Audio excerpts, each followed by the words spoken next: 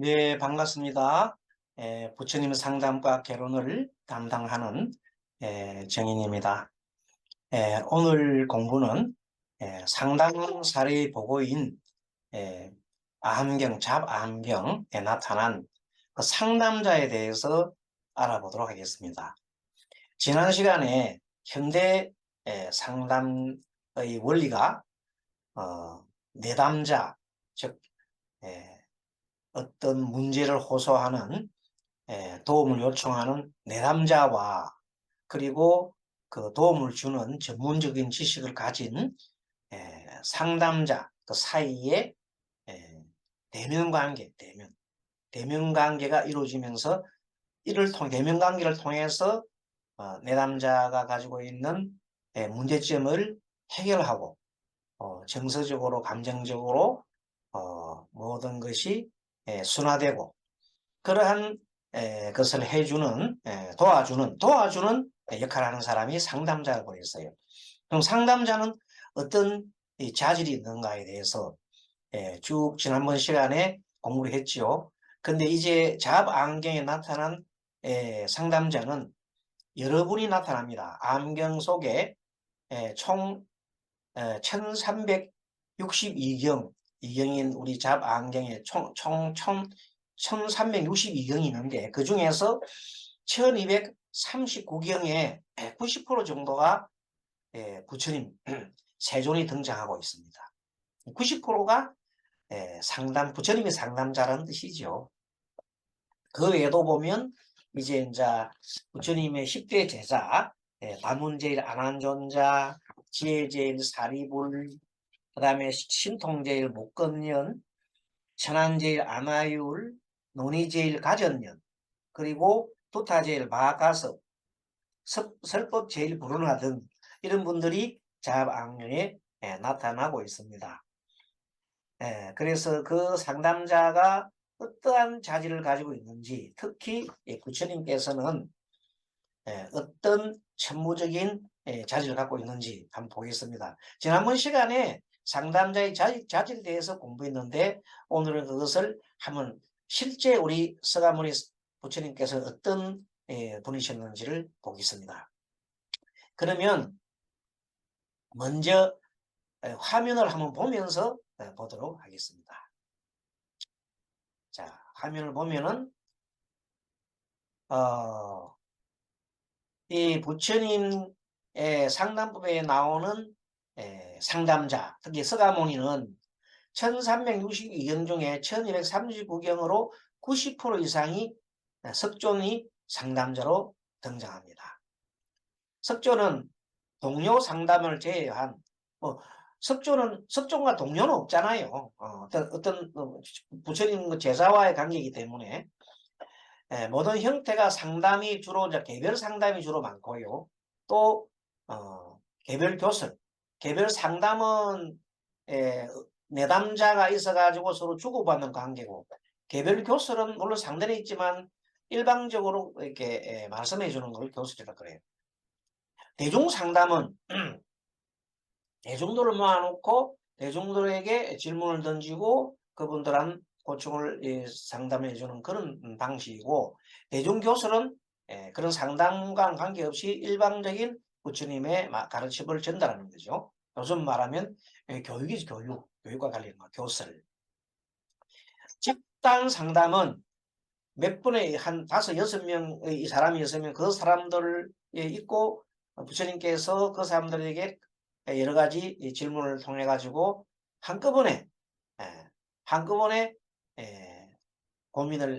고충을 해주는 방식도 있고, 그 사람 간에 그 내담자 간에 서로가 이런 얘기 저런 얘기를 함으로써 스스로가 어떤 문제를 찾아가는 그런 방법이 집단 상담이고, 슈퍼비전은 어떤 상담자, 예를 들어서 부처님이 아닌 제자들, 10대 제자가 상담을 했잖아요. 그러면 부처님 제자가 와서 부처님한테 보고를 합니다. 부처님, 제가 이런 사람 만나가지고 이러이러한 내용으로 얘기를 했더니 이러이러한 결론이 났습니다 하고 그대로 와서 얘기한다고. 그 내용이 부처님이 그때 부처님이 경청을 하고 그래 이런 경우 하고 다시 한번 되새겨서 이렇게 얘기를 해주면서 지시도 하고 그 상담 그 제자가 다른 사람하고 상담한 내용을 지지도 해주고 또 조금 수정해줄 부분은 수정해주고 하는 부분이 바로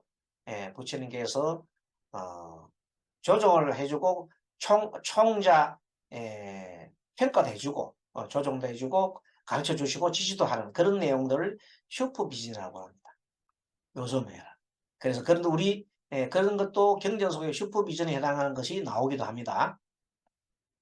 아무튼 상담가 역할을 합니다. 그래서 전문적인 훈련을 받은 상담자가 내담자와의 사이에서 대면관계를 통해 가지고 인간적 성장을 하는 학습 과정이라고 그랬죠. 인간 성장을 해야 돼. 우리 불교를 말하면 열반에 들도록 하는 거죠. 자, 이래서 서가모니 부처님은 인간으로서 서가모니도 있죠. 그리고 부처님으로서 서가모니도 있고 상담자로서 서가모니로 볼 수가 있습니다. 근데 인간으로서의 서가모니나 부처님의 서가모니는 불교 기초 교리 과정에 다 나오기 때문에 빼버리고 여기서는 상담자로서의 서가모니를 살펴봅니다. 그런데 서가모니께서 상담할 때 항상 안한다를 항상 배서가고 있어요. 안한다는 우리 부처님의 사촌 동생이지요. 안한다를 항상 배치돼서 그래서 안한다가 옆에서 항상 부처님 말씀을 듣고 있다가 그걸 갖다가 기억을 하지요. 옛날엔 다 기억을 해요. 그래가지고 다른 사람들한테 막 얘기를 해줍니다. 부처님께서 이때 이런 얘기를 하셨다 하고 그것이 이제 경전인데 특히 그 경전이 인정되는 공인되는 것은 부처님이 돌아가시고 난 다음에 769에 500명의 비구들이 모여서 이제 부처님이 가르친 내용들을 얘기를 합니다. 특히 이제 기억력이 매우 비상하였던 안한존자가 많은 부처님과 있으면서 말씀을 많이 들기 때문에 어느 때 부처님께서 이런 어느 때 어느 곳에서 이런 말씀하셨다 하면 그 500명의 비구들이 맞아 나도 들었어 하고 인정을 해줍니다. 조금 틀리면은 아니 그 부분 이렇다고 수정을 해줍니다. 이렇게 해서 만들어진 경들이 글로 그 당시 처음에 글로 쓴 게 아니라 구전으로 합송해서 계속 이어간 것을 보고 우리는 경전의 성립이라고 해요. 그때 주로 보면 맨 처음에 안한다가 한문경전에서는 여시아무도 나와요. 여시아무. 내가 이렇게 들었다. 이렇게 하면서 시작하는 거죠. 한문경전은 여시아문으로 나왔다. 그리고 이제 부처님께서는 항상 객관적인 말씀을 하세요. 진리를 항상 객관적으로 말씀하세요. 어느 때 부처님께서 제자들이 연못에 모였어요. 연못에 모였을 때 부처님께서 이런 얘기를 합니다. 항아리를 가져오라고 그래요. 항아리를 가져와 가지고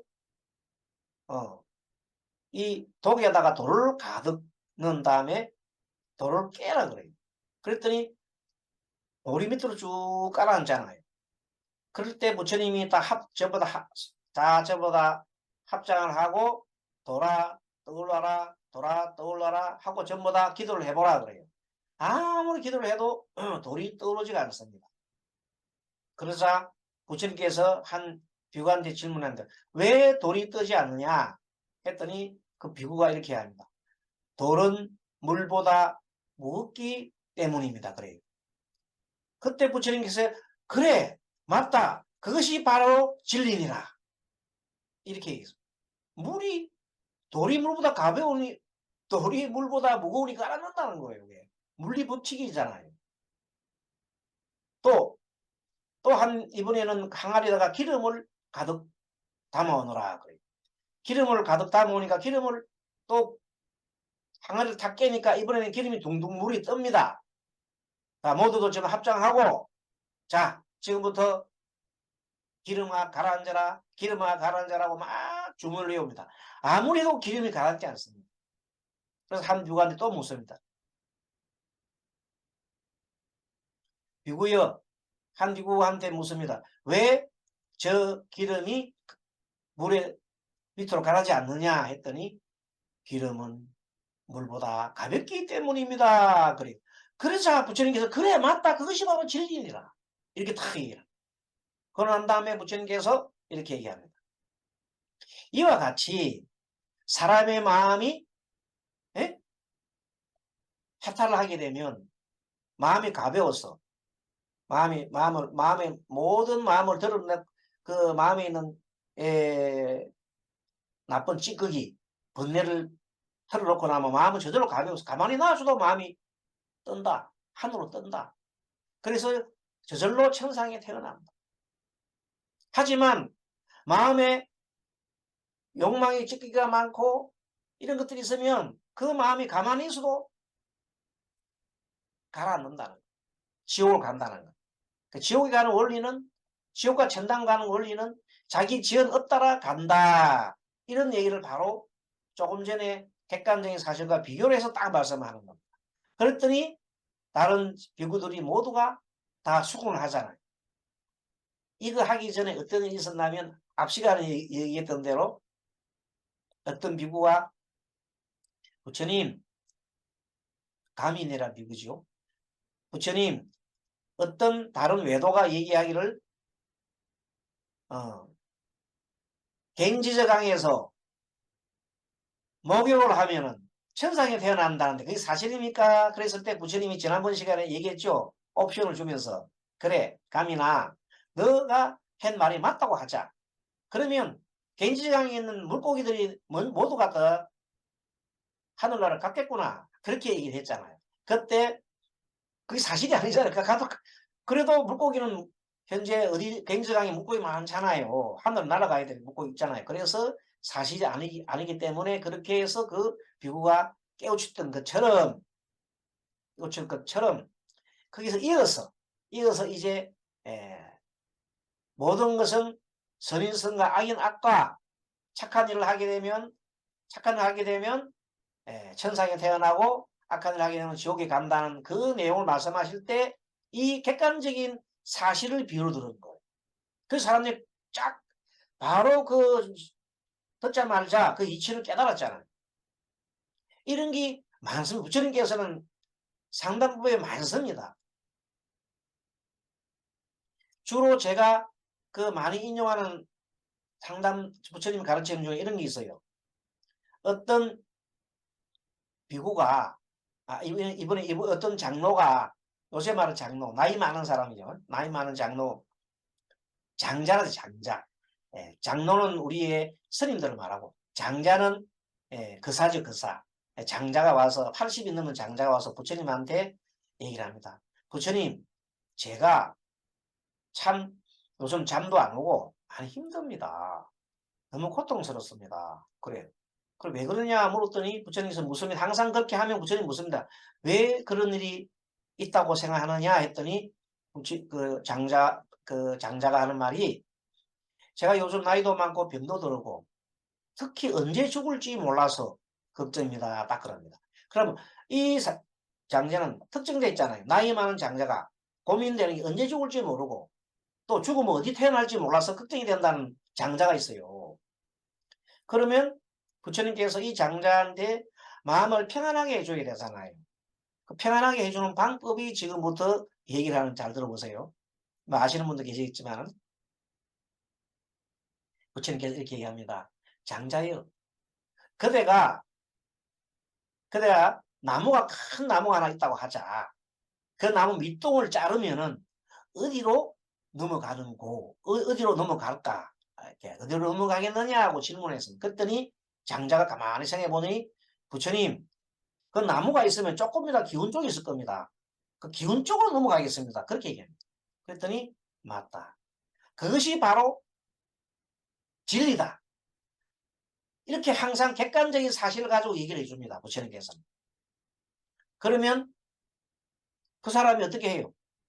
그렇게 하는 것처럼 그대가 평상시에 삼보를 믿고 의지하고 부처님과 부처님 가르침과 거룩한 성녀들한테 공양 올리고 믿고 그래 믿는 것처럼 그렇게 계속 믿고 착한 일을 하고 그래 행을 했다면 그것이 그대의 마음 기울어진 것이다.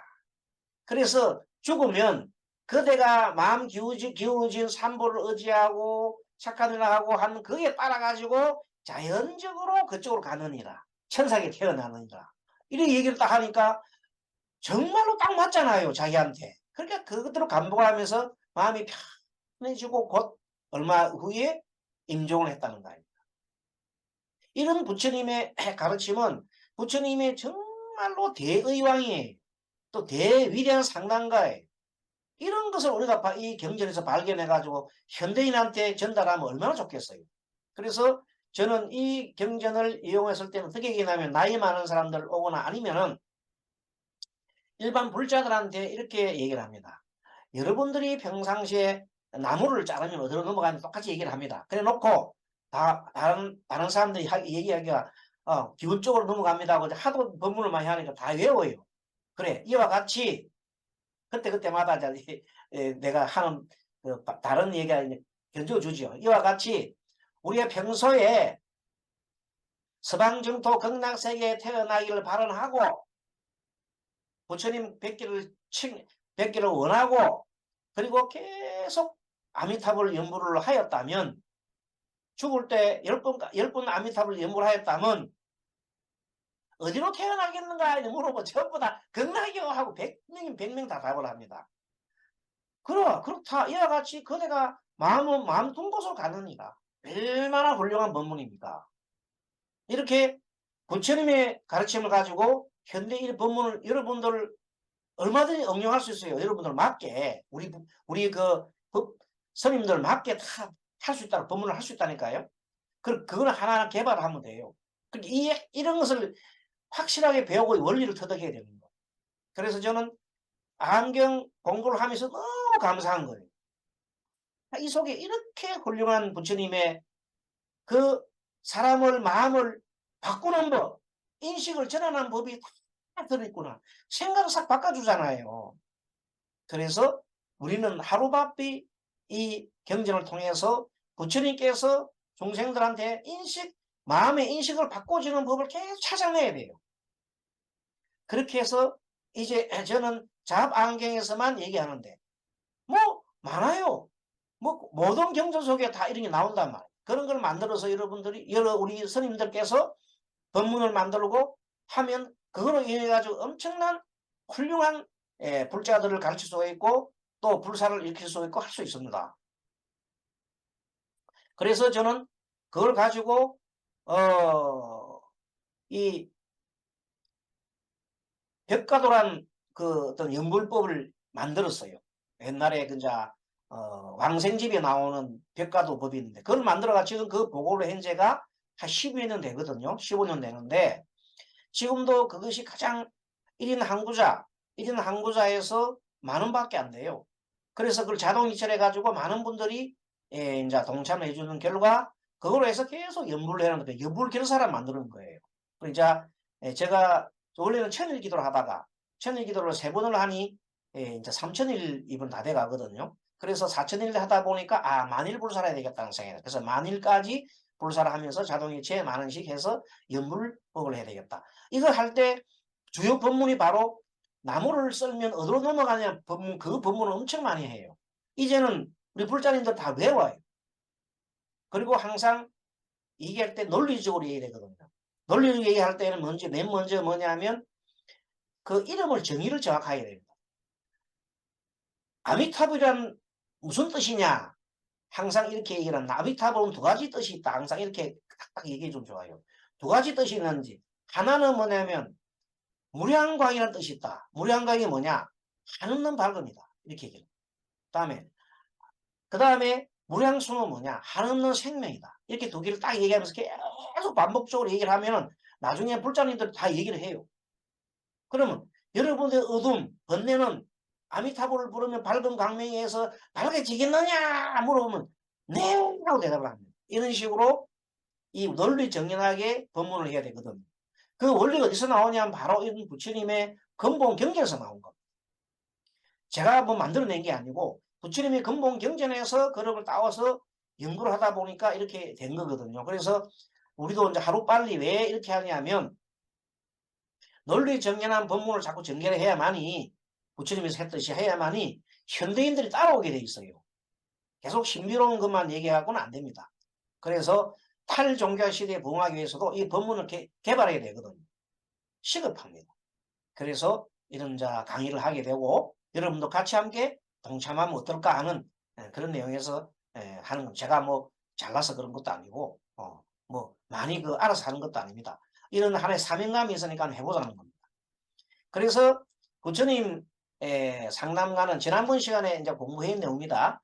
상남자로서의 석가모니 부처님은 천부적인 감수성이 있습니다. 부처님은 참 타고난 이 중생들을 사랑하는 마음이 있습니다. 그것도 물론 그걸 했으니까 완전 부처님께서 부처의 경지에 오르니까 자동적으로 나왔겠지요. 부처님 경지에 오르면 자동적으로 나타나는 현상이 뭐라고 그래요? 일체가 하나다. 동체립이 마음이라고 했잖아요. 그 자동적으로 이 중생에 대한 이 자비로운 마음과 그런 마음이 나오겠지요. 그래서 감수성이 정말로 많습니다. 그러니 자동적으로 다른 사람의 마음을 알죠. 타심통이 있잖아요. 다른 사람 마음 알아차리면은 타심통, 그 다음에 멀리서 아무리 멀리서 들리는 천이통, 그 다음에 그 사람이 죽었을 때 어디에 태어나려고 하는 천안통, 이것이 어디서 많이 나옵니까? 부처님 경전에 많이 나옵니다.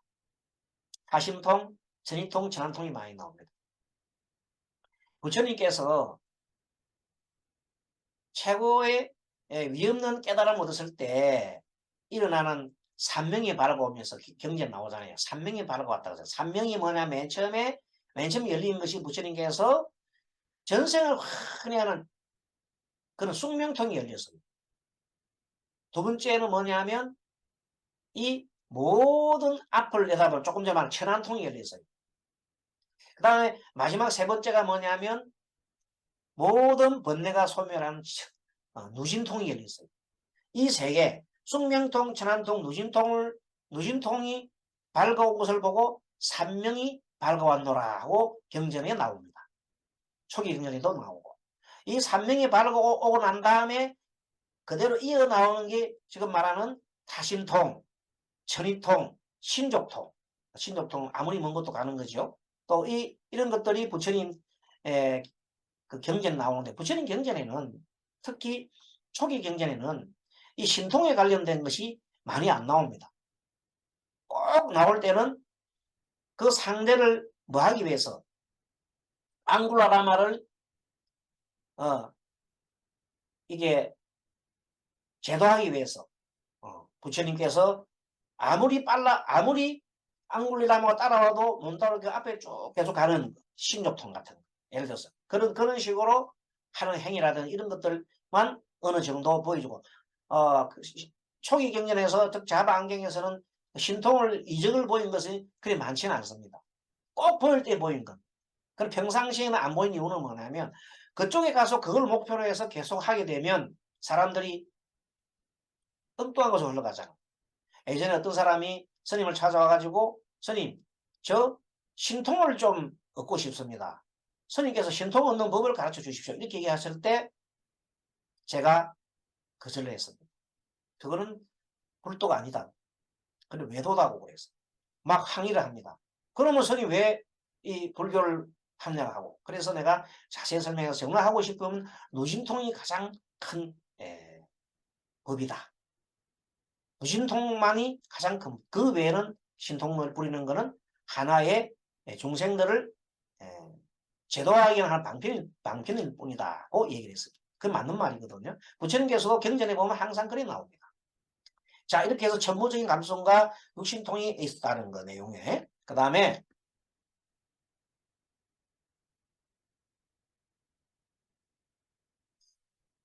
현실적으로 현대 불교 상담자는 부처님 같은 타심통이나 천안통이나 천일통이 없습니다. 그래서 지금 현재 현대 심리학을 배워가지고 사람을 심리를 치유한 법을 좀 배울 필요가 있습니다. 그래서 어떻게 이 사람의 인식을, 초점은 뭐냐면 인식 변화입니다. 인식. 사람의 인식을 어떻게 변해주느냐. 그래서 늘 한마음 바꾸면 한 세계가 열리고 한마음 바꾸면 세상이 달라 보인다. 한마음 바꾸는데, 그 한마음이라는 것이 인식전환을 말하는 거예요. 어떤 사람을 내가 우리는 누구나 간에 선입견이 있고 그런 게 있습니다. 자기 나름대로의 생각에 젖어 있습니다. 그래서 어떤 사람 선입견에서 어떤 사람은 잘못 보잖아요. 잘못 보면 되면 그 사람의 모든 것이 잘못 보입니다. 아무리 잘하는 일도 잘못 의심이 갑니다. 그게 실제 사실이거든. 그거는 왜 내가 인식을 하기 때문에 항상 그렇게 보이는 거예요. 그래서 바른 길을 가려고 그러면 그걸 조금 내가 이런 그 사람은 처음부터 내가 왜 이렇게 의심을 했지 하고 하면 자신을 내려놔 봐야 돼요. 그래놓으면 그 다음부터는 또 틀리 보입니다. 잘하는 것도 보이고 못하는 것도 보이고 이렇게 보일 수 있습니다. 그리고 내 생각이 다른 사람과 차이가 나는 것을 인정할 수 있습니다. 그 다음부터는 평화가 옵니다. 서로가 마음의 문을 열 수 있습니다. 그 마음의 문을 못 여는 것은 내 사고방식, 내 인식에 딱 틀이 갇히면 절대 마음의 문을 열지가 않습니다. 그런데 그걸 스스로가 노력을 해야 돼요. 서로가. 특히 이제 상담자는 내담자한테 상담을 할 때 자기가 그런 걸 경험을 하고 내담자를 볼 때 색안경을 안 끼고 봐야 됩니다. 그래야 바르게 볼 수 있다. 이런 말입니다. 그래서 그런 걸 보려면 어떻게 해야 되겠어요? 알아차림하는 노력을 많이 해야 됩니다. 그래서 우리가 부처님이 기본 경전에서 가르치는 대념처경, 염처경이죠. 연염처경, 산염처경이라고 그래요. 대념처경을 근간을 해가지고 공부를 많이 하시고 이빠사나 수행이나 아라참 수행 이걸 많이 해야 돼요. 호흡 수행도 많이 하고 해서 마음을 현대의 심리학에서는 그걸 많이 이용하거든요. 그러니까 우리가 그 대세를 따라가야 됩니다. 그러다 보면 나중에 근본경전에 있던 자방의 내용도 다 이해가 되는 거란 말이죠. 그럼 그걸 활용해 갖고 쓰면 어디에 쓰느냐? 인식전환, 우리 내담자 인식전환으로 사용하시고 나도 그걸 쓸 수 있는 거예요. 내가 이렇게 봤구나. 그렇게 해서 항상 이 발전이 있는 겁니다. 그래서 부처님께서 객관성이 있다는 아까 말했죠. 나무가 자르면은 어디로 넘어간다? 기운 쪽으로 넘어간다. 이런 비유법. 돌멩이를 항아리에 넣고 깼는데 안 떠오르더라. 물보다 무거워서 깔아졌다. 기름은 뼈더라. 그런 거를 자꾸만 얘기를 하면서 그게 맞는 법문을 개발해야 돼요. 그렇게 하다 보면 여러 가지 법문을 다 이해할 수 있고, 노인에 대한 법문, 죽음 앞둔 사람한테 대한 법문, 그 다음에 어떻게 해야 될지 이런 내용들이 막 나온다고요. 그러니까 이제 앞으로는 허무맹랑한 얘기는 이해 안 됩니다. 뭐 하면 뭐 된다 이런 식으로 뭐 무조건 하면 안 돼요. 하더라도 조금처럼 마음이 어느 쪽 흐르느냐를 얘기해서 그대 마음이 이렇게 계속 흘러가니까 그렇듯이 내 마음속에 항상 어떤 마음을 가지면 뭐가 된다? 이루어진다. 이런 식으로 이루어지게 된다. 그 개발법을 법문을 객관적인 자료 어떤 거기에서 현대 사람들이 알아듣기가 비유법을 해라는 겁니다. 그렇게 해서 만들면 되거든요. 자, 서가모니 부처님은 진리, 객관성은 항상 중요합니다. 그리고 사회적으로도 이렇게 얘기했습니다. 분쟁이 벌어졌어요. 분쟁이. 어떻게 분쟁이 벌어졌느냐. 현재 그 강에 물이 말라가지고 서로 싸웁니다. 상류에 있는 사람과 하류 있는 사람이 서로 싸웁니다. 나라가 틀리거든. 상류 있는 국가, 하류 국가가 싸워가지고 상류 있는 사람 물이 마르니까 자기 먹을 게 없으니까 물을 막아버렸어요. 그러니까 밑에 있는 하류 있는 사람들은 다 굶어 죽을 판이니까 물 마시면 다 목말라 죽잖아요. 그러니까 전쟁을 일으키려고 저 댐을 부수자고 막 올라가는 거야. 사람 다 죽이자고 이렇게 올라가고, 위에서는 이걸 막아야 내가 살겠다 해서 지금 현재 전쟁을 해서 일촉즉발의 전쟁 위기가 있었습니다. 이때 부처님이 나타나신 겁니다. 나타나가 양쪽 왕들을 불렀어요. 부처님이 워낙 이제 그 당시에 입김이 크잖아요. 다 존경받고. 그래서 왕들이 왔어요. 두 왕이 와가지고 왕한테 묻습니다. 이때는 이게 상담법입니다. 두 왕 다 이거 집단 상담과 같은 거네요. 상담한테 얘기를 합니다. 대왕이시오. 지금 사람이 중요하고 물이 중요하고 이렇게 딱 물었어. 사람 생명이 중요하고 물이 중요하고 딱 물었어.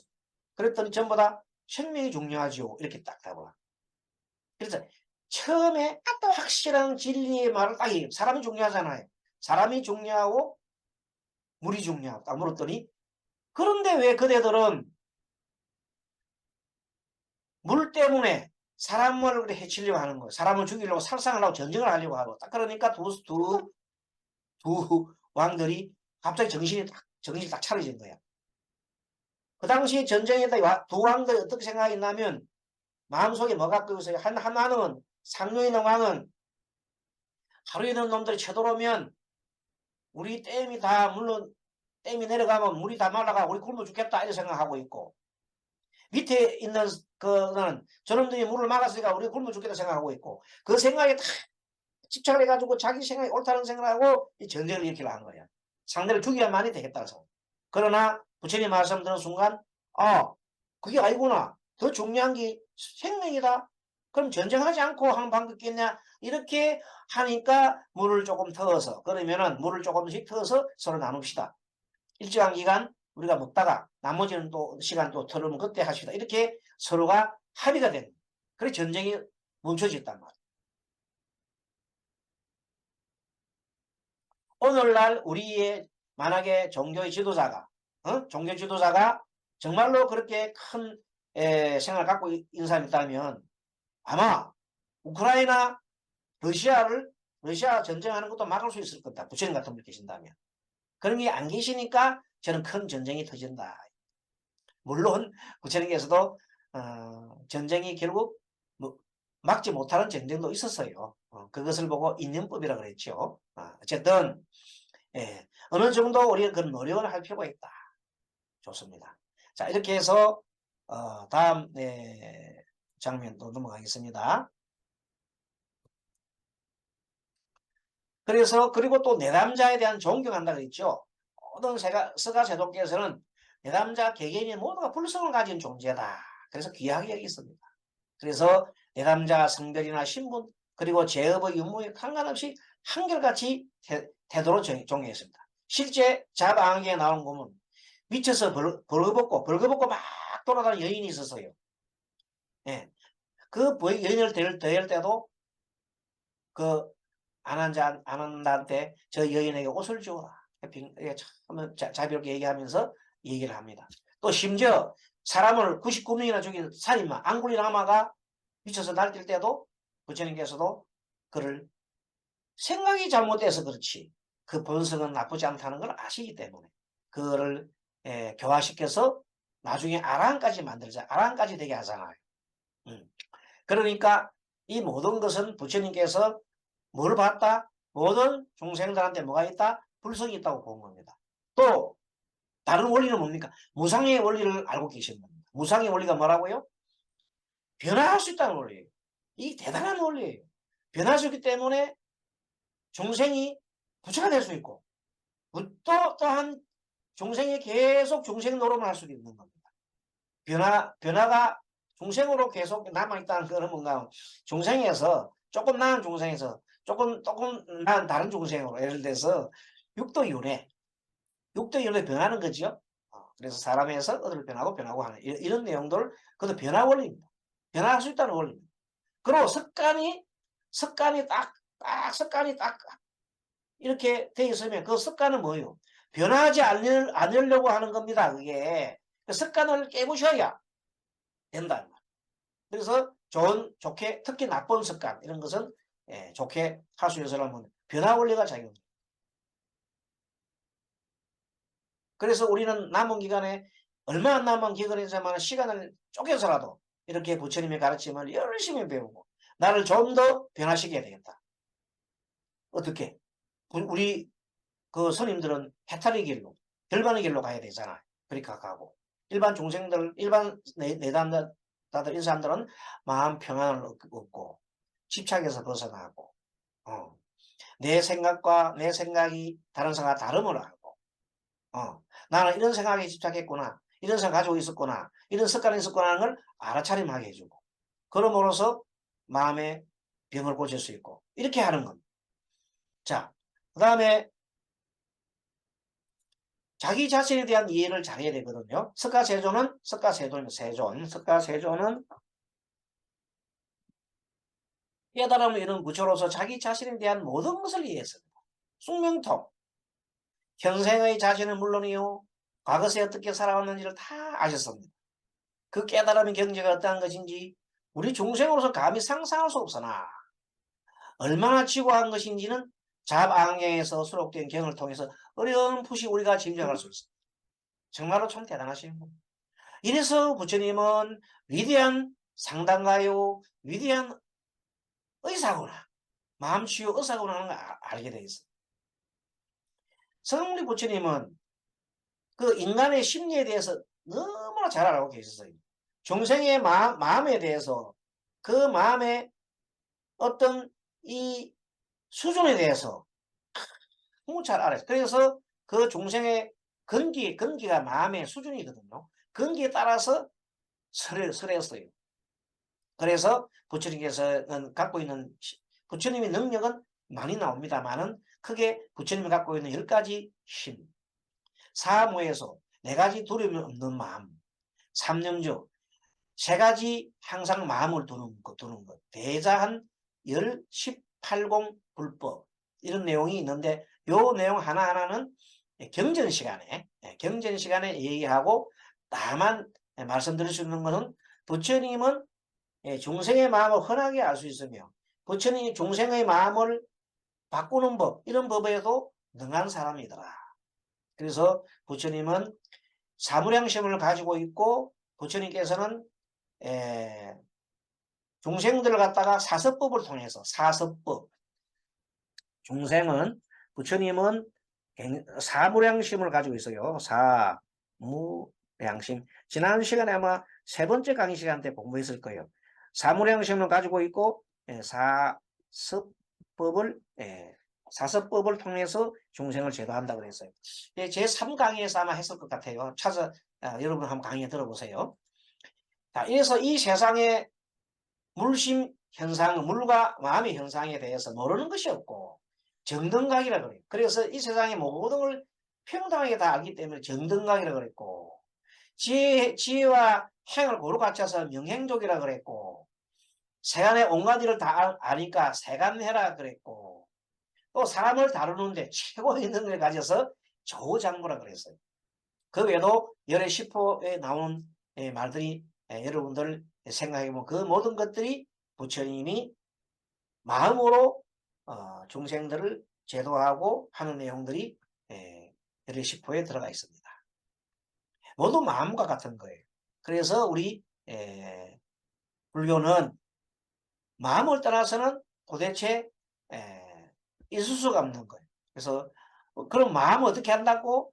마음을 어떻게 변화시켜요? 이 진리를 볼 수 있는 눈을 깨우쳐 주는 거예요. 그래서 부처님이 이 세상에 온 까닭을 뭐라 그랬어요?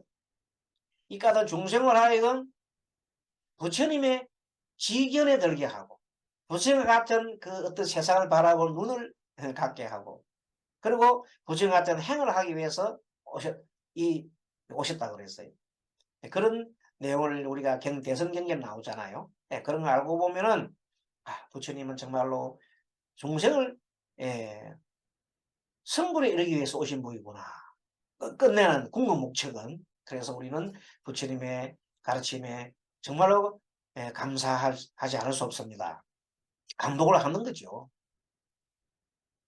그리고 자비로운 어버이 같은 상담자를 써가면 뭐 한마디로 이것을 동체 대비, 동체 대비라 보면 되겠고, 이거 지난번 시간에 우리가 공부를 다 3강쯤 됐죠.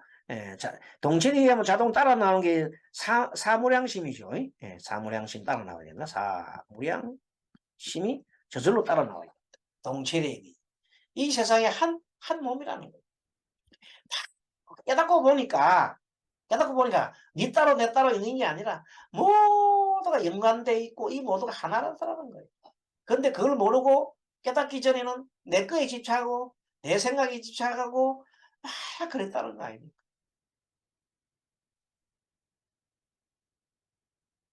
우리 금전 종단이 잘 되는 것도 마찬가지입니다. 내 딸가 뭐 끼리끼리 뭐 이렇게 그렇게 할 게 아니고 모두가 하나니 모두를 다 섭수해 모두를 받아들이고 그런 큰 마음을 가지는 것이 뭐냐? 동체대비라는 말이에요. 그래서 우리 리더는 이 동체대비를 갈 수 있고 사무량심을 가질 수 있는 쪽으로 이제 잘 되지는 않겠죠. 뭐 그게 우리가 잘 되겠습니까? 그렇지만 이런 식으로 가야 된다는 방향성은 우리가 알고는 있어야 된다. 그리고 노력을 해야 된다. 노력하지 않으면 안 됩니다. 제일 중요한 게 전 시간에도 7강에도 말씀드렸습니다만은 모든 사람이 생각이 같다 다르다. 다 다릅니다. 그 다름을 인정을 해야 돼요. 인정하지 않고 내 생각이 옳다는 생각을 한번 가지는 순간 이 세상이 그런 식으로 모두 보게 되는 거예요. 모든 것이 그래 보게 되는 거예요. 그래서 그 생각 한번 딱 내려놓고 상대 입장에서 한번 써보면 전혀 달라요. 아, 그러면 내 생각과 상대 생각을 이렇게 맞출 수 있는 길이 나온다니까. 그것이 바로 중도라는 거예요. 그거 하려면 우리 수행하는 거예요. 그거 안 하면 중생하고 똑같지. 중생 노름하는 거지. 그게 수행자야. 그게. 그래서 어쨌든 우리는 그런 거로 잘 안 되지만 그래서 우리는 습관적으로 안 되지만 습관 바꾸기 위해서 노력을 가만히 있으면 안 돼요. 무지하게 노력해야 돼요. 그래서 상담자 서간모니와 내담자의 관계는 엄격한 스승과 제자와의 관계가 아닙니다. 자애로운 어버이 같은 마음으로 내담자를 포근하게 감사 않습니다. 그래서 서가모니는 이러한 따뜻한 분위기로 조성한 가운데 적절한 기법을 이용해서 내담자의 변화를 이끌어가고 성장을 촉진했으며 한 걸음 더 나아가 무국적 깨달음에 이르게 되었습니다. 여기서 이제 우리가 한 번 정도 생각할 수 있는 것은 우리나라 사람들이 왜 OECD 국가 중에서 자살률이 가장 높은가? 이게 대해서 한번 생각을 해봐야 됩니다. 심각하게 생각을 해봐야 됩니다. 그 이유는 단 하나입니다. 뭐 구체적으로 따지면 뭐 이유는 많지만 하나 따지면 고통의 원인이 뭐라고 그랬습니까? 집착과 가래잖아요. 집착과 가래에서 나왔다니까. 뭔 집착과 가래냐면 내 생각에 집착하는 거예요. 내 생각에 집착해서 그 생각에 빠져나오지 않기 때문에 자살이라는 것을 택했다.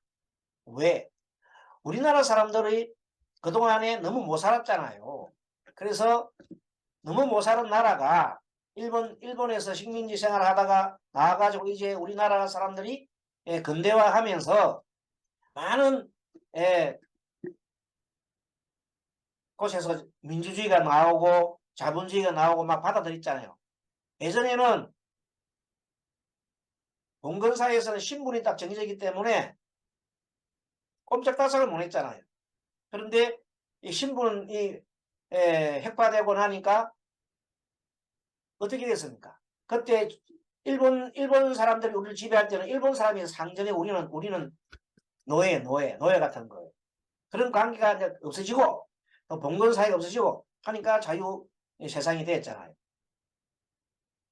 거기서 니도 나도 제일 중요한 게 자식이 중요하다고 자식 공부를 막 시켰지. 그러면서 자기는 못 먹고 헐벗고 못 먹고 하면서 자식한테 공부를 너무 시킨 거야. 과잉 공부를 시킨 거예요. 세계에서 가장 우리 공부를 많이 시켰죠. 그 결과 어떻게 되냐면 그래서 만들어진 베이비붐 세대 사람들 1950년대부터 60년대 사람들은 그렇게 성장해서 해가지고 그 사람들이 이제 성장하고 나니까 내 새끼가 이제 중요하잖아요. 자기 그렇게 교육을 받았잖아. 그렇게 그다음부터는 우리나라가 인구가 많이 늘어나니까 둘만 낳기 하나 낳기 운동이 했잖아. 거기에서 인위적으로 그렇게 하는 결과 우리나라 어떻게 뺏겼느냐. 옛날에 사람이 많았을 때는 가족들이 뭐 그냥 뭐 싸우기도 하고 막 이렇게 해서 막 제대로 이렇게 자랐는데 한 명 딱 놓고니까 전부 다 왕자야 공주가 됐어. 다 중요해. 그래서 베이비 세대 사람들이 1950년대에 태어난 사람들, 60년대 태어난 사람들이 아이들을 전부 다 공주병, 왕자병으로 만드는 거야. 실제. 그래서 공주병, 왕자병 된 사람들이 이제 지금 40대, 40대, 50대 초까지. 그렇게 만들어지니까 전부 다 나는 이 세상에서 나는 왕자 공주야. 어찌 보면 뭐 좋은 현상이긴 하지만 나는 왕자인데 왕자 공주인데 내가 모든 걸 하면 돼야 되는데 될 수가 없잖아. 어떻게 경쟁 치열하면 되겠어? 수많은 사람들 속에 나는 내 마음대로 공주 왕자가 되겠는데 못 되잖아. 한결같이 나는 잘났는데 나가보니까 이거는 안 되거든. 그 중에서도 서울대 나온 몇 배 이런 사람들만 이 세상을 지금 현재 우리나라 지배하고 사실 지배하고 있잖아요. 서울대하고 몇 개 나온 사람이 뭐 모든 전개나 뭐 모든 곳에 다 탑을 달리고 있어요. 그렇게 서열화가 딱 돼본다. 서열화가 딱 되고 나니까 그 중에 서열에서 탈락되는 사람, 밑으로 쳐지는 사람들은 전부 다 서열의 꼭대기에 서는 사람 몇 명 안 돼. 삼각형 만들면 위에 올라가는 사람들은 전부 다 뭐 호의호식하고 잘 살겠지 지금 보면. 그럼 삼각형을 만들어 보면 여러분들 어떤 사람이 꼭대기에 서요? 국회의원, 뭐 공무원 중에 꼭대기인 사람들, 뭐 이런 사람들이 꼭대기 삼각형에 다 있죠. 그런 사람들은 또 경제적으로 재벌들 이런 사람들은 꼭대기 딱 가 있잖아. 그 사람들은 지금 현재 살판난 세상이에요. 그런데 그 밑에 다수 대중들은 어떻게 바라는 바들 안 되잖아. 나 저 가야 되는데 못 가잖아. 나 잘나서 저 가야 되는데 못 가잖아. 그래서 바라는 분모로 보면 바라는 건 너무 많아. 근데 성취되는 건 없어. 그러니까 이런 세상 살아보면 많어. 내 마음대로 안 된대. 그래서 자살이 우울증도 걸리고 모든 병이 걸리가 되는 거야. 그럼 그 밑에 다 진단하는 그 하나 뭐야? 내 잘났다는 생각하고 모든 사람이 상황이 다를 수 있다. 저 사람은 공부를 내보다 잘했어. 다 다릅니다. 조건이. 능력도 다르고 또 뭐 다르단 말이야. 다르면 인정해야 된다고. 아, 나의 능력이 떨어지니까 저 사람은 저럴 수밖에 있어. 인정해 줘야 되는데 인정을 못하고 나도 저렇게 될 수 있는데 하고 한탄을 하니까 안 된다. 지금 현재 빨리 회복해야 될 것은 뭔가 하면 우리가 세상에 모든 80, 70억의 인구들이 다 생각이 다르고 능력이 다 다르구나. 그래서 이렇게 돼 있는데 그러면 서열화 인정하자는가? 그건 아니에요. 아니고 이렇게 돼 있으니까 큰 덩어리로 볼 때에는 그래서 도태되는 사람이 얼마나 힘든 사람이 생기나요. 그때 나올 수 있는 한 마음이 부처님 마음의 무슨 마음? 이 세상이 하나라는 걸 알아야 되는 거예요. 서열화되어 있지만은 모든 것은 하나다. 한 속에 일어나기 때문에 약자들을 보호해 줘야 되잖아요. 그래서 동체대변의 마음이 나옵니다. 병이 드는 사람은 병 고쳐야 되잖아요. 고쳐줘야 되잖아요. 이런 식으로 생각해서 사무량심이 나고 사섭법이 나고 하니까 어차피 이 세상은 인간인 세상은 서열화되게 돼 있어. 왜? 중생심이 없어지지 않기 때문에. 중생심이 남아있는 한 서열화는 어떻게 딱 정해진 거야. 그래서 지장보살이 그랬잖아요. 중생이 있는 한 나는 성불하지 않고 지옥문에 앞에 서겠다는 거 아닙니까? 거기에 내나 우리 말하는 유마거사가 딱 유마거사가 왜 병이 들었느냐? 유마거사의 병은 중생이 병이 들어 있으니 내도 병이 든다는 중생이 지금 무슨 병입니까? 내 잘났다는 병이다. 아상 한마디로 나 잘났어. 국회의원들 보면 나 잘났다고 떠드는 거예요. 모든 사람들 다 마찬가지예요. 다 나 잘났다는 거예요. 그런데 나 잘났다는 걸 생각하고 남도 인정해줘야 되는데 남도 잘났구나 하고 인정해 주는데 내만 잘난 거예요. 그래서 필연적으로 나타나는 것이 집착과 가래 중에 한 생각이 뭐냐면 나에 대한 집착이 너무 강하다는 거예요. 그러니까 바라는 마음은 엄청 큰데 이루어진 적으니까 어떻게 돼? 그럼 어떻게 해야 내가 세상을 바르게 살아갈 수 있어? 바라는 마음을 줄여야지. 그래서 어떻게 바라는 마음이 욕망을 줄이면 줄일수록 내가 행복해지는 거야. 그런데 우리나라 사람이 욕망이 너무 많으니까 세계에서 가장 뭐가 돼? 욕망이 너무 크니까 가장 번뇌가 많다. 사설이 많다. 이렇게 정의할 수 있습니다. 근데 저 티베트나 아니면은 옆에 있는 그 부탄 같은 나라들은 욕망이 별로 없어. 현실에 내가 만족을 해. 그러니까 당연히 행복도가 높아가지. 이런 원리를 안다면, 이런 걸 확실히 안다면 이제 이걸 가지고 우리 많은 분들 상담할 때 도움 되겠죠. 상담할 때 상담을 통해서 할 때 욕망을 좀 내려놓는 법을 옵션을 주면서, 무조건 욕망 내려놓지 이렇게 해도 안 돼. 옵션을 주면서 우리 적절하게 우리 잡앙맥에서 나오는 모든 이런 법을 동원해서 내담자로 하여금 자기가 다른 사람과 이 생각이 다르다는 것을 인정하고 또 존중할 수 있는 마음을 내고 욕망을 내려놓을 수 있는 이런 법들을 많이 가르쳐 줘야 되는 거야. 그러면 자동적으로 어떻게 돼? 마음이 편해지고 세상에 그래 뭐 저 사람은 공부를 많이 하고 또 뭐 능력이 있으니까 저 돈 많이 받는 것 같다 이렇게 하면 별 문제가 없어. 그리고 나는 내 정도 만족해서 이렇게 사면 되지 이렇게 생각하면 되는데 나만 돌아봐서 내보다 못하는 사람 중에서 아주 못하는 사람 있잖아요. 그런 사람을 고개를 돌릴 때에는 손가락 10개 만져서 가시 만져 안 아픈 게 없듯이 이 큰 마음을 내야 됩니다. 그때 마음이 사무량심 같은 큰 마음을 내는 것을 우리가 배워야 합니다. 부처님 마음을 같이 배워야 합니다. 그래야 탈락하는 사람이 없잖아요. 그런 사람도 이렇게 섭수해서 좋은 길로 인도할 수 있잖아요. 그래서 그래서 뭐냐면 나눔이 필요하다. 나눔이 왜 필요하느냐. 내가 갖고 있는 물건도 나누고 콩 한 쪼가리도 나누고 또 그도 나눕니다. 이번에 우리 큰 종단 행사를 하고 있잖아요. 이때 동참하는 것이 나눔을 하는 겁니다.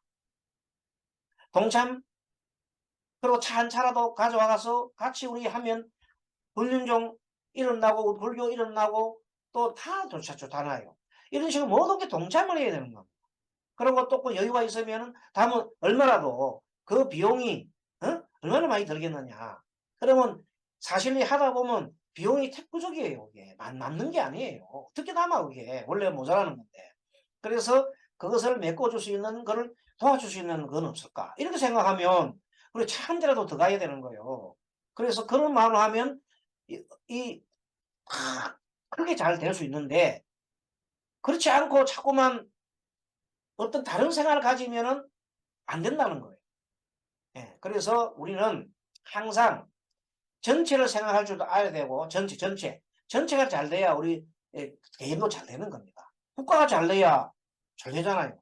또 거꾸로 말하면 개개인도 잘 돼야 돼요. 그래서 항상 리더 되는 사람은 혹시 여기서 좀 도태된 사람이 있는가 봐야 돼요. 우리 종단에 어떤 사람이 협력적이지만 협조적이 않은 사람이 있으면은 그런 사람들은 어떻게 끌어들일까 하고 항상 고민을 해야 될 걸 안고 있습니다. 그래서 이런 내용들이 뭐냐면 제 얘기가 아니고 부처님 가르칩니다. 부처님께서는 그렇게 모두를 섭수할 수 있는 길을 가르쳐 주신 거거든요. 그래서 1차적으로 뭐냐 우리는 하나다. 어쨌든 하나다. 하나고 그 중에서 많은 분들이 갈등하고 있지만 그런 것들도 다 섭수해야 돼. 그래서 그걸 다 칼로 자르면 안 돼. 섭수를 해서 이제 나아가야 됩니다. 그것이 우리가 나갈 방향이고 대한민국이 나갈 방향이고 세계 각국이 나갈 방향이다. 우리는 부처님의 가르침을 받는 것은 그렇다. 그래서 상담자로서의 서가모니와 내담자의 관계는 엄격한 스승과 제자 관계가 아니라 자연 어의 같은 마음으로 내담자를 포근하게 감사해야 됩니다. 그게 사무량심이에요. 그 마음 한마디 가지면은 그 한 마음만 있으면은 아무리 천리길도 멀지가 않아요. 그런데 그런 마음이 없으면 천리길이 너무 멀어요. 갈 수가 없어요.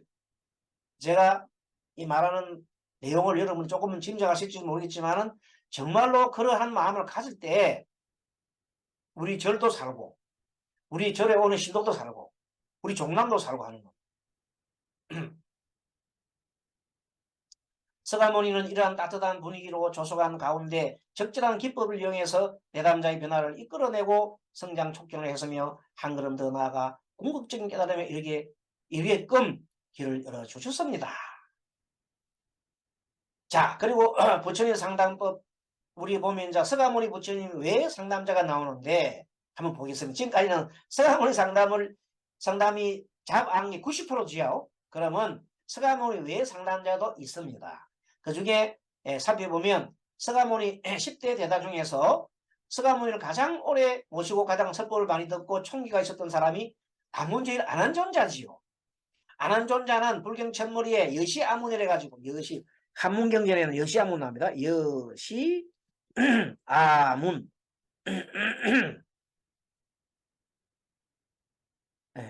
여시아문 이렇게 나옵니다.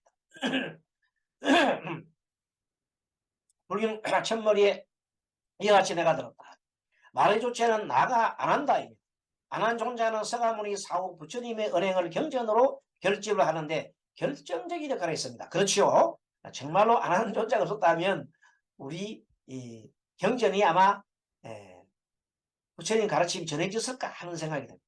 그래서 부처님이 안한 존자를 아마 시자로 했던 것 같습니다. 자, 그 다음에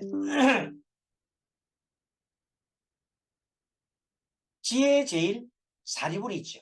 지혜제일 사리불은 서가모니 시대 자자 중에 한 분인데 잡안경에 1360경에 40경이 등장, 40경에 상담자로 등장합니다. 많이 등장하죠. 개별 상담도 했고 대중 상담도 했고 대중교술도 했고 동료 상담도 했고 여기도 동료가 들어가면 동료 상담도 했고 슈퍼비전 앞에 설명했죠. 슈퍼비전도 했습니다. 주 상담 대상은 비구들이었고 일반 신도와 외도들도 상대로 상담하기도 했습니다. 예, 앞으로 이런 경전에 대해서 우리가 한번 살펴볼 겁니다. 재밌습니다. 그 다음에 신통제일 목건년. 목건년은 1362경 중에 38경의 상담자로 등장했고 역시 개별상담, 대동상담, 대중교설을 했습니다. 동료상담에도 상담은 직접 한 게 아니라 참가를 했습니다. 이렇게 보면 집단상담 같은 내용일까 그렇습니다. 논이 제일 가졌냐는 자방경 1360이 12경의 상담자로 등장하면서 개별상담과 대중교수를 했습니다. 두타제일 마가서 두타제일 행을 하는 거죠. 조용한 숲속에서 아주 이 계율을 잘 지키고 작게 먹고 부처님과 똑같이 이렇게 수행을 하는 그런 분을 두타행을 한다 그러는데 두타에서 최고다 마가서입니다. 마가서는 나중에 부처님이 돌아가시고 난 다음에 최고 우두머리가 되죠. 그래서 두타 제일 부처님 같은 행을 했다 이런 겁니다. 서가모니 10대 제자 가운데에서 두타 제일로 불린다. 자반경전에 세계경에 나옵니다. 이분은 뭐 많이 활동을 안 하고 조용한 곳에서 두타행을 했기 때문에 그렇게 많은 등장하지 않습니다. 비구니 동료 등장하여 안한다에게 개별 상담을 해주고 동료 상담도 해주고 비구니들을 대상으로 대중교수를 한 것이 딱 세 군데에 나옵니다. 자, 그 다음에 설법제일 부르나. 부르나 존재하면 뭐 설법제일이죠. 근데 설법제일이 있습니다만은 암경에서 등장하는 것은 하나로 한 개경에 등장하고 있습니다. 설법제일 부르나는 그 서방 그 인도 쪽에 서쪽에 이제 서쪽에 있는 주로 해안가를 중심으로 해서 부처님 법을 전하러 갔는데 전할 때 하나의 거기 있죠. 부처님께서 그렇게 사나운 곳에 가면은 그대가 위험할 텐데 어떻게 가려고 하느냐. 그러면서 상대가 만약에 너희한테 막 욕을 하고 욕설을 하고 막 그러면 어떻게 하냐 하니까 욕설을 하는 건 너무 훌륭한 일입니다. 왜? 나는 아직까지 자기들 욕설을 하면서 나를 몽둥이로 때리지 않았지 않느냐. 부처님께서 몽둥이를 때리고 칼로 찌르면 어떻게 하긴 했더니 괜찮습니다. 부처님 너무 그거는 훌륭한 일입니다. 왜? 나를 아직까지 살려놨지 않느냐는 거. 죽이지 않았지 않느냐. 죽이지 않은 것만 해도 훌륭한 일이다 그런 거예요. 만약 너를 죽이면 어떻게 하겠더니 아, 그것도 훌륭한 일이라는 거예요. 어차피 내가, 어? 죽어야 할 몸인데, 빨리 죽어서 열반에 이룬다면, 그거 얼마나 다행인 일입니까? 이렇게 아주 긍정적으로, 모든 것을 긍정적으로 얘기한 분이 설법제일 불운하다, 불운하존자다. 그래요. 그래, 불운하존자. 그 다음에 기타 상담자는 이 밖에 서가모니의 10대 제자 중에 서가모니 아들, 그렇죠. 라울라. 밀행제이죠. 숨어서 좋은 일을 많이 한다 해서 밀행제이. 라울라. 너에게도 수다 출신으로 개를 잘 지킨다고 지게 제일 우바리 존자. 그리고 공에 대해서 가장 잘 이해를 하고 확실한 해공제일 수보리. 그래서 수보리는 항상 보면 금강경은 수보리가 나오잖아요. 공제이니까. 그래서 자반경에서는 상담자로 등장을 하지 않습니다. 이 세 분들은 미행제일 라울라나 수드라 출신인 지게제일 우바리 존자나 해공제일 인수인 수보리 존자는 금강경에서 나오지만 어디에서 이 암경에서는 나오지 않습니다. 잡암경에서. 그런데 다만 라울라 존자는 내담자로 그렇게 뭐냐면 상담자가 내담자로 등장합니다. 내담자로 등장한 얘가 보면 부처님한테 나아가서 부처님 저도 높은 경지에 있는 그 가르침을 받고 싶습니다 하고 야 뭐냐면 자기 거의 고충이야. 다른 사람 보니까 참 높은 경지에 막 가서 상담을 받고 저기 보니까 대단한 경지에 올라가지고 아란이 됐다 막 그런 얘기 막 나오는데 수다 오니까 어둡다 뭐다 뭐 나오는데 나는 뭐냐 이거야. 그래서 부처님한테 가서 이제 그것이 나 자기한테는 고충상이었죠. 고통이었죠. 그래서 부처님이 했더니 부처님께서 보시고 그래 아직까지 그대는 마음이 아직까지 크지 못하니 지금부터 공부를 하라고 가르쳐 준 거죠. 그래서 육경 육식 육경 육근에 대한 즉 그런 내용 오온에 대한 내용과 육경에 대한 내용을 차례대로 이제 다른 사람한테 설법을 해봐라 하고 그 설법을 해보라고 가르쳐. 그 설법 하려면 공부를 해야 되잖아. 그리고 그 다음에 이제 사성제에 대해서 12연기에 대해서 차례대로 그렇게 설법을 해보라고 얘기했습니다. 그래서 자기 공부를 해서 그다음 공부는 다른 분들한테 배워야 되잖아요. 더 이제 자기보다도 많이 아는 분들한테 배워가지고 그걸 숙지한 다음에 똑같이 얘기를 했단 말이죠. 그래서 그때마다 부처님한테 나아가서 이렇게 내가 했습니다. 뭐 잘했다고 또 하나 단계를 올려주고 해가지고 맨 마지막에는 12연기를 다 하고 나니까 이제는 너가 숲속에 가서 골똘하게 지금까지 배운 것을 다 곰곰하게 생각해보고 스스로 체득을 해보라고 가르쳐 주시는 거예요.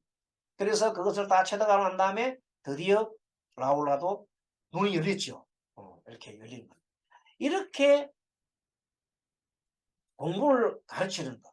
이 내용이 뭐냐면 스님도 저도 이 강의를 하게 된 동기가 바로 이 부처님 가르침 중에 그 한 대목 잡앙에서 라울라 존자한테 얘기를 하시는 그걸 보고 제가 흉내를 낸 이렇게 하면 되겠구나. 그래서 내가 그때부터 그 수많은 그 공부를 이렇게 책을 많이 만들었지요. 이렇게 나름대로 만들어가지고 법사님들 공부를 계속 가르치게 되었어요.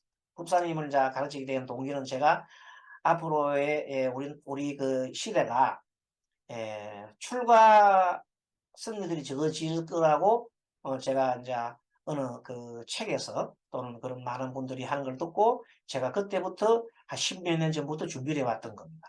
그래서 정법사들을 길러야 우리가 부처님 이것을 이어가겠다는 생각을 하고 정법사를 배출해 모든 힘을 쏟은 겁니다. 그래서 개인적으로 우리 정토사 그 서울 포교원에 해인선이라는 곳인데 해인선에서 그 포교원을 열고 그 목적이 전법사 교육을 하기 위해서 열었습니다. 그래서 그 결과 많은 전법사를 배출하고 지금도 이어가고 있습니다. 그리고 그 전법사 중에 다시 뭐가 나왔습니까? 출가 성녀들이 나오게 됐습니다. 그래서 그분들이 그거를 맡게 되고 그 다음에 마지막으로 이제 제가 이쪽으로 정단을 오면서 전법사를 제도를 해야 되겠다는 생각을 온 것도 똑같은 이유입니다. 그래서 우리 같이 동참해서 전법사 양성을 많이 합시다. 출가 성녀들은 이제 잘 안 나옵니다. 왜? 애들이 안 나오는데, 애기들이 없잖아요. 애기들 지금 현재. 애들 안 나오고. 그런 젊은 사람들 한두 명인데, 전부 다 출가하면 누가 이 세상에 살아갑니까? 안 그렇습니까?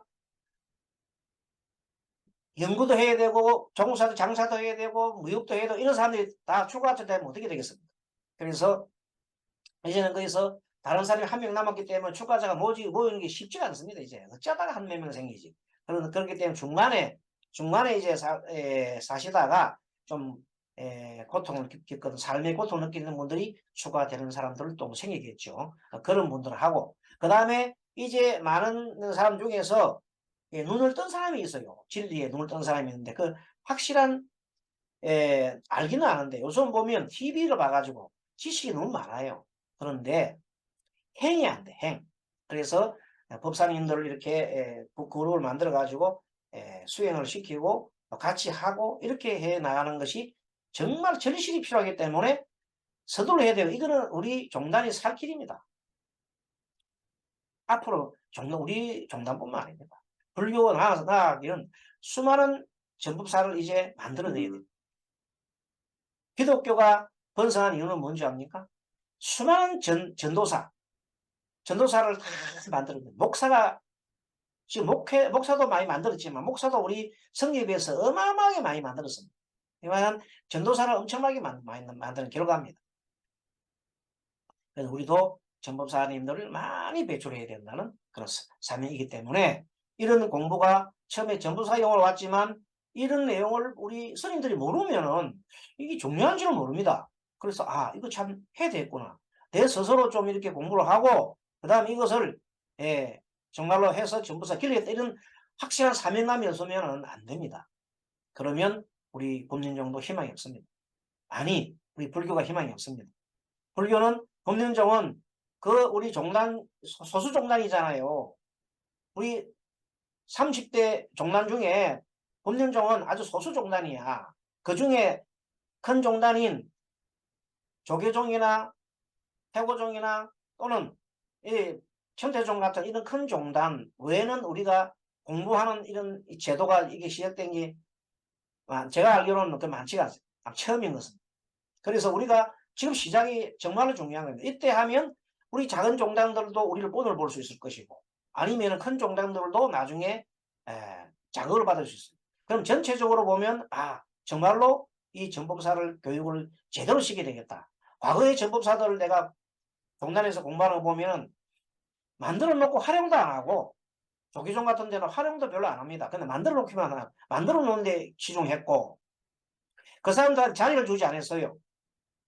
조계종 정단에서 이 사람들도 포교원을 차려 살 수 있도록 해줘야 되는데 전부 스님들만 하고 아예 안 했단 말이에요. 그러니까 그 전법 사람들이 재미가 없는 거예요. 그래서 그분들이 어디로 들어와요? 태고종으로 들어오는 사람이 많아요. 그래서 그분들이 태고종에서 다시 전부사 계를 받고 포교원을 개설해서 그래서 태고종이 종단의 힘이 많이 늘어나는 사람들이 실질적으로 전법사들이 많은 받침을 해주고 있습니다. 우리 법륜종에는 아직 전법사 제도가 확보도 안 돼 있고 이제 겨우 이제 1기, 2기 1기는 우리 해인선에서 한 거고 2기가 작년에 처음 했고 3기 지금 교육하고 있잖아요. 그러니까 빨리 선인들이 이게 눈을 떠서 많은 분들을 키워야 됩니다. 내 혼자 푹 치고 장구 치고 하겠다는 것은 옛날 말입니다. 이제는 종교를 떠나 탈종교 시대도 되고 하기 때문에 정말로 우리는 정신을 바짝 차려야 됩니다. 자, 그런 차원에서 이 공부를 하는 거니까 정말로 잘 해주시고 마지막으로 인간 중심의 상담 칼 로저스라는 사람이 현대 심리학자인데 1940년대에 태어나신 분인데 내담자를 인간 유기체로 변화하고 성장하려는 동기를 가진 선한 존재로 보고 있습니다. 마치 우리 불성이 있다는 걸 보는 거죠. 부처님께서 내담자들은 우리 모두 자신의 환경 속에서 자신을 실현하려는 동기를 가지고 움직이고 있으며 환경이 이를 촉진하기만 하면 스스로 그러한 경향성을 실현하는 방향으로 움직여 간다. 뭐 이렇게 어렵게 써놨는데 뭔가 하면 내담자는 상담자가 원래 내담자는 자기 스스로가 변하고 성장하려는 동기가 있다고 본 겁니다. 선한 존재라고 본 겁니다. 그러니까 불성이 있는 것 같은 거죠. 그래서 현재는 뭐냐면 어떤 모든 것이 인식이 자기가 싸고 있는 어떤 모든 자녀 환경이나 모든 인식이 자기의 과거의 습관에 젖어 있게 만들어 놓고 있기 때문에 변화가 일어나지 않잖아요. 그래서 뭐냐, 우리는 습관을 바꿀 수 있도록 노력해야 돼. 그러려면 뭐야? 내가 나 자신을 들여다봐야 되겠지. 그럼 밖에서 찾는 게 아니라 내 안에서 찾아야 되는 거야. 내 안에서 내 마음을 고요하게 생각하고 항상 내 행동을 관찰하고 내가 어떤 말을 톡톡 튀어나오게 하는 건지, 내 생각만 하면 계속 상대를 의심하는지, 상대를 볼 때 의심하는 걸로 보는 건지, 어떻게 보는 건지, 이런 걸 잘 해요. 항상 상대로 의심을 보고 이렇게 하면 끝이 없어. 그리고 다른 사람 위치에서 내가 생각하고 있는 건지를 알아야 되는 거예요. 그게 진짜 우리가 해야 될 일이에요. 그래서 우리부터, 내담자, 우리부터, 우리 수행성부터 이때 그렇게 혁신을 하고, 그래야 깨달음을 가는 거지. 깨달음을 해서 우리가 큰 깨달음을 얻지 못하고 부처님 것처럼 위없는 깨달음을 얻지는 못하더라도 어느 정도의 깨달음을 해, 문자적인 깨달음을 통해서 이렇구나 하고, 그리고 상대를 뭐 할 수 있는 상담을 해줄 수 있는 정도로 돼야 된단 말이야. 그랬을 때 우리 종단이 앞으로 잘 이탈자가 적어지고 이탈자가 적어져야 되는 겁니다. 그리고 더 유입이 돼야 되죠. 이제 어디서부터? 기독교에서 우리로, 성당에서 우리로 들어와야 돼요. 그 지금 제가 경험하고 있는 바는 소문을 좀 듣고 이제 성당에서 또 어디로 돌아요? 이쪽으로 불교로 들어오는 다시 개종을 하는 거죠. 원래 불교였는데 성당 갔다가 다시 돌아오는 경우도 많아요. 자, 그렇게 탈종교가 돼가는데 어떻게 보면 불교는 사실은 종교가 종교라고 할 수 있는 서양에서 말하는 종교는 아니에요. 왜? 인과 원칙을 따지는 과학적인 종교예요. 그렇기 때문에 우리 불교는 앞으로 탈바꿈에서 어마어마한 사람들이 다시 우리 불교로 돌아옵니다. 불교라는 이름을 안 쓰고 불교인이 되는 거예요. 그게 뭐냐면 심리학이에요. 지금 세계적으로 심리학이 선풍적인 인기를 얻잖아요. 심리학의 모든 안에 들어가면 기본 원리는 바로 무상과 무아의 원리. 그것이 다 들어가 있어요. 근데 그걸 서양 사람들이 가져가갖고 말만 바꿔놓은 것이 그런 원리인데 이것을 많이 하는데 사람 의식 구조가 불교와 친하다니까. 그래서 지금 상담을 해보면요. 법륜스님의 그 정문적설을 들은 사람이 의외로 많습니다. 어느 중에서 기독교인이나 또 카톨릭 믿는 사람 중에서 제가 상담을 해보면 엄청난 많은 사람들이 그걸 보고 호감을 가지고, 그래서 불교에 대한 호감을 가지고, 그래서 법륜스님이 얼마나 큰 일을 했는지 모릅니다. 어떤 분들은 법륜스님이 조계종에서 뭐 제대로 계도 잘 안 받고 뭐도 안 받고 하는데, 제가 판단하기에는 이 시대의 가장 큰 스님입니다. 감히 말합니다. 법륜스님은 이 시대에 가장 큰 스님의 한 분입니다. 감히 말합니다. 뭐로 보나 따나 그분만한 사람이 없어요. 그리고 그분은 계속해서 상담을 하잖아요. 지금 하는 상담은 여러 사람을 통해서, 한 사람을 상담을 통해서 많은 사람이 듣게 하잖아요. 이런 식으로 상담을 하는 기법이 있잖아요. 한 번을 상담하면 다른 사람이 듣잖아요. TV를 통해서 뭐 그냥 카톡을 위해서 많이 하잖아요. 수많은 사람들이 법륜스님을 보고 그 방법에 하잖아요. 근데 법륜스님은 신비한 걸 쫓는 사람이 아니에요. 항상 부처님의 기본 가르치는 근본 경전을 보고 하는데, 그렇다 해서 대선 경전을 폄하하지도 않아요. 사주 명리를 본다고 폄하하지도 않아요. 그 누구도 폄하하지 않으면서 중도로 가시고 계세요. 이러면 뭐 법륜스님의 제가 무슨 대변인인가 싶을 정도 아닙니다. 제가 공부해 보니까 하면 할수록 법륜 스님의 바른 길을 가시고 지금도 정도로 가고 계십니다. 그래서 많은 사람들한테 법륜 스님의 사이트를 보여주고 제가 노력을 하고 있습니다. 그래서 왜냐하면 실제 상담해 보면은 많은 사람들이 법륜 스님 얘기하고 또 마침 제가 정토사니까 전화 와가지고 정토사 포교내 놓으니까 법륜 스님 하는데요 하고 하는 사람이 엄청나게 전화가 많이 옵니다. 그래서 그 법륜 스님 덕을 보기도 합니다. 정토사라 해가지고. 그래서 이제는 종단을 초월해야 돼요. 조계종 무슨 이 종단 그 초월해야 돼요. 이제 종단 초월하고 탈종교 시대 가는데 무슨 종단이요. 그래도 우리가 법륜종이라는 것은 부처님의 법을 굴리는 종단 아닙니까? 이름이 너무 좋아요, 여러분들. 그래서 제가 이 종단을 택한 이유가 사실 종책이나 그런 거 다 우리 태고종과 비슷했지만 가장 이름이 든 것이 법륜종 하는 것이 마음에 들었다니까. 그래서 택했으니까 여러분들도 정말 그게 자부심을 가져야 됩니다. 법륜종이 정말 좋잖아요. 그래서 법륜을 굴리자니까요. 법박치는. 그러면 뭐래 교육을 해야지. 우리가 바뀌어야 되지.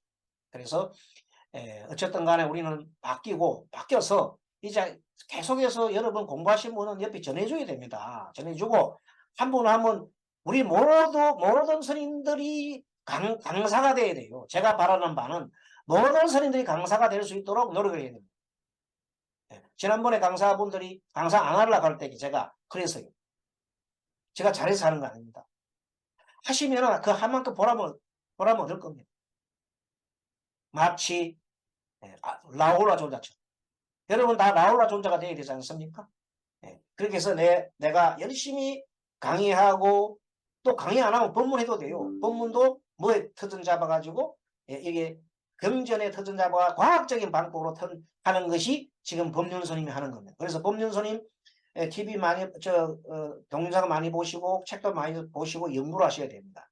그 길이 우리가 나아갈 길입니다. 우리가 불교가 나아갈 길입니다. 탈종교를 대비하는 겁니다. 지금 법륜 스님은 탈종교 이미 대비하고 있습니다. 그래서 오늘 정리를 하자면은 우리가 시간이 없다고 공부 안 하신 분들 계시는데 그렇지 않습니다. 얼마든지 쫓기고 시간 나면 이 짧은 시간에 일주일에 동영상 한 편만 열심히 보면서도 내가 이런 책을 하나 사봐야 되겠다 하면 그 책을 가지고 공부를 하시면 됩니다. 여러분들 제가 오늘 좀 열을 냈나요? 강의를 하다 보면 좀 이렇게 사명감 때문에 열이 나는 수가 있습니다. 이해 좀 해주시고 다음번에 또 이번 명절이 추석이죠. 추석 명절을 전후로 해서 내가 이 방송을 내보낼 텐데 그래도 중간에 한번 보시고 좀 다 같이 이렇게 한번 생각해보는 기회를 가졌으면 좋겠습니다. 우리 모두 성불하고 열반의 길로 갑시다. 감사합니다. 마하반야 바람이.